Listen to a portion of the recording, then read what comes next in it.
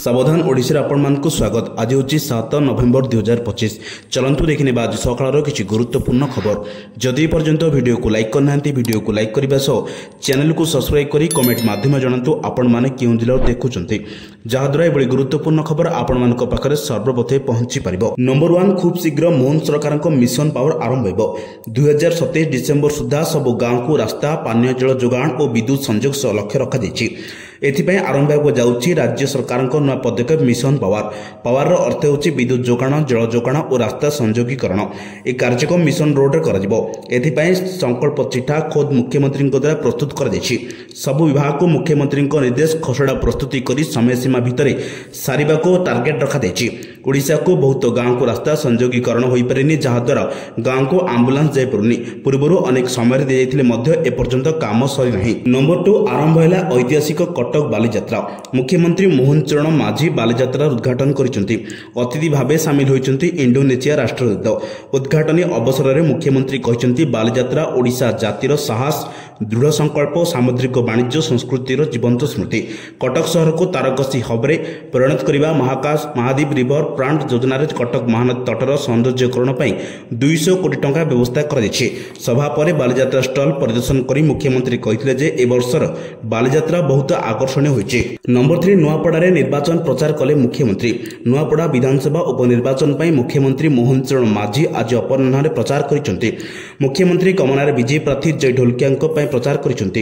ए अवसर में से एक रोड शो करिसेंति। रोड शो रे उपमुख्यमंत्री कनकवर्धन सिंहदेव बीजेपी सभापति मनमोहन सामल कलाहांडी सांसद बसंत पंडा उपस्थित अछंती।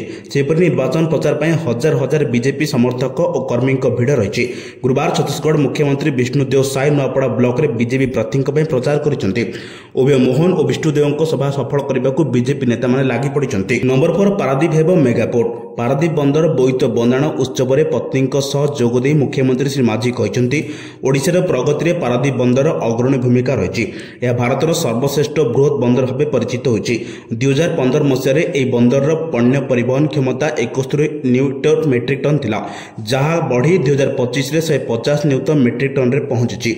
पारादीप बंदर आधुनिक ओडिशार प्रगतिर द्वारा अर्थनीतिर कोणार्क। मारिटाइम इंडिया विजन 2030 अनुसार वार्षिक 300 न्यूटन टन और विकसित भारत 2047 योजना अनुଯାयी 500 न्यूटन टन पण्य परिवहन क्षमता सहित पारादीप बंदर को एक मेगा पोर्ट भाव बढ़ाଯିବ ବୋଲି से घोषणा करिसेंति। नंबर 5 खसुची पारद 2 दिन पर आहरी बढ़िबो शीत। गतकाली राते राज्यर विभिन्न स्थान पारद तळमुहा होइतिया बेले 2 ରୁ 3 डिग्री जाए तापमात्रा कमितिला। गतकाली राति फुलबाणी रातिर तापमात्रा 12.5 डिग्री रेकर्ड होइतिला। Daringbadi 14 degree, Jharsuguda 14.5 degree, Rourkela 15.5 degree, Dhenkanal 15.8 degree लेखा तापमात्रा होइतिला। एथिसह प्राय उपकूल पश्चिम ओडिशा जिला गुड़िक पारद तलक खसीला। दैत्यनगरी कटक और भुवनेश्वर रातिर पारद मध्य 17 डिग्री खसी आसी। कटकर गतकाली तापमात्रा 17.6 डिग्री रही बेले भुवनेश्वर रही 17 डिग्री। नंबर 6 आरआई परीक्षा सर्भर डाउन अभियोग होइछि। सर्भर डाउन प्राय घंटाए विलंब सेंटर को गले छात्र छात्री। सकाळ 7:30 प्रवेश समय थिला 8:45 भीतर को गले। राज्य में विभिन्न परीक्षा केन्द्र सर्भर डाउन अभियोग होइछि। ब्रह्मपुर काकटपुर घरोई परीक्षा सेंटर में समस्या देखा नयापल्ली मंचेश्वर पटिया आदि स्थान परीक्षा केन्द्र समस्या रही। नंबर 7 धान एमएसपी क्विंटाल पिछा 69 टंका वृद्धि होइछि। राज्य में कृषकों हित को दृष्टि रखी राज्य सरकार पक्षर नवेम्बर 1 एक गुरुत्वपूर्ण निष्पत्ति नियाଯାଇଛି। खरीफ ऋतु लगी क्विंटाल पिछा धानर सर्वनिम्न सहायक मूल्य बाबद को अतिरिक्त 69 टंका वृद्धि करछन्ते। वर्धित एमएसपी अनुसार एणिकी चाषी को क्विंटाल पिछा 2300 बदल में 2369 टंका साधारण धान बाबद को मिलिबो। या बाद राज्य सरकार इनपुट सब्सिडी मिलवा पर धान क्विंटाल पिछा 3100 बदल में 3169 टंका हेबो। एने राज्य सरकार खाद्य जोगाण और खाउटीकरण विभाग पक्षर नवेम्बर 1 विज्ञप्तिनामा जारी होइछि। नंबर 8 पे कमिशन को नहीं आसिला बड़ अपडेट। केंद्र सरकार कर्मचारी और पेंशनभोगी माने अष्टम वेतन कमिशन कार्यकारी हेबा पई उत्साहर सहित अपेक्षा करिसेंति। सरकार एबे अष्टम वेतन कमिशन गठन करिसेंति एवं एहार सरकारी विज्ञप्ति जारी कर दैछि। एही कमिशन रो कार्य होछि केंद्र सरकारी कर्मचारी वर्तमान दरमा भत्ता एवं सुविधा गुड़िकर व्यापक समीक्षा करबा, मिशन 18 मास मध्य सरकार को तांकर सुपारिश दाखल करने को पड़ो। यह सीधासख लक्ष लक्ष परिवार पकेट को प्रभावित कर। नंबर 9 बिहार विधानसभा निर्वाचन आज प्रथम पर्याय भोट होती। भोट दे नेता बाछिबे जनता। प्रथम पर्यायर 121 अवसर में मतदान ग्रहण हो। कहुचे प्रथम पर्याय भोटर फलाफल बिहार जनादेश को निर्णायक मोड़ देव। तेणु प्रथम पर्याय भोटर एनडीए और महामेंट अग्नि परीक्षा बोली कहुई। बिहार जनता कहा हाथ में शासन डोरी देवे तापर सारा देश नजर रही। सकाल 7टारू आरंभ होता मतदान संध्या 6टा जाए चलो। प्रथम पर्यायर 18टी जिले में 121 आसन में पड़े भोट। 45,000 अधिक मतदान केन्द्र में भोट दे प्रार्थी भाग्य निर्धारण करेंगे 3,75,00,000 भोट। नंबर 10 हेब सहर मिल सहरी सुविधा सुजोग। भुवनेश्वर उपकंठरे थिबा अनेक पंचायतर किछि गाँ एवं सामिल हेबे बीएमसी रे। एने विचार विमर्श चली। बहुत गाँ समस्त तथ्य बीएमसी को देइछन्ति, जहाकु ने बीएमसी स्तर में तर्जमा करा जाउछि। परे समस्त तथ्य राज्य सरकार को प्रदान करिबो बीएमसी। एने राज्य सरकार निर्देश पर वीडियो जरिया जिलापाल पक्षर प्रस्ताव आसुछि। भुवनेश्वर उपकंठरू किछि पंचायतर गाँ बीएमसी रे सामिल हेबो। एने अनेक गाँ निज निजर तथ्य बीएमसी को देइछन्ति। केतेक अंचल रे जोड़ी हेबो मेंटेनांस और सर्विस पई केते खर्च हेबो ताकु ने ए बैठक हेबो। नंबर 11 रास्ता रे बुलुछि हाथी। स्थानीय लोके आतंकित। सुवर्णपुर तरभा अंचल आसिला रोचक दृश्य। हाथी रास्ता पारी होतिबार दृश्य देखिबाकू मिलछि। आउ ए वीडियो एबे सोशल मीडिया रे भाइराल हेबार लागिछि। तरभा ब्लॉक तिलैमाल निकट बुरोडा अर्जुनपुर रास्तार एक दंता हाथी रास्ता परी करुथिबा देखिबाकू मिलछि। आउ ए दृश्य देखिबा परे अंचल भयर वातावरण खेली जाइछि। विशेषकर धान अमल समय निकटस्थ बारपहाड़ जंगल प्रतिवर्ष हाथी मान आसी धान नष्ट फसल नष्ट करुछन्ति।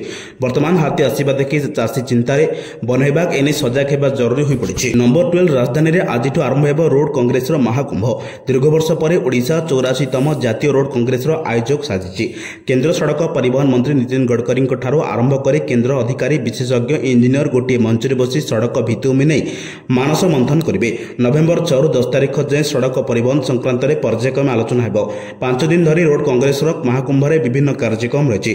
आज वैषयिक प्रदर्शनी 7 रोड कांग्रेस परिषद बैठक, 8 राजपथ गवेषणा कार्ड बैठक, 9 व्यावसायिक बैठक, 10 तारिख में उद्यापनी उत्सव हो। नंबर 13 नवेम्बर 8 4टी वंदे भारत एक्सप्रेस ट्रेन शुभारंभ करेंगे प्रधानमंत्री।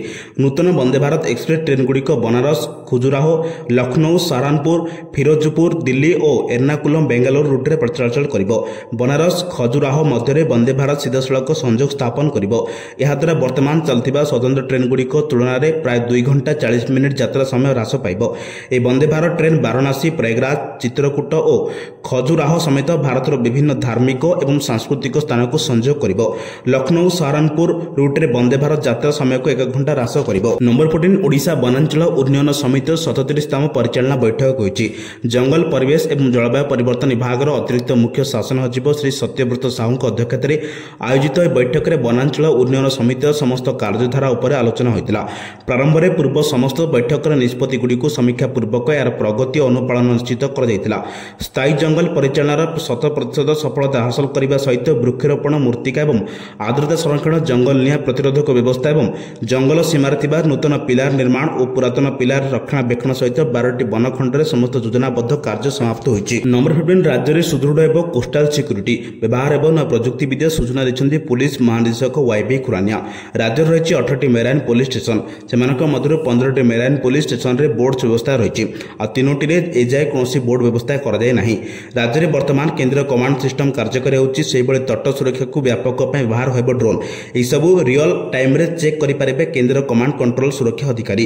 राज्य तट सुरक्षा क्षेत्र में रक्षा क्षेत्र में आगक नेबा से कहते। गुरुत्वपूर्ण खबर पाइबा आम चैनल से जोड़ी रुहतु।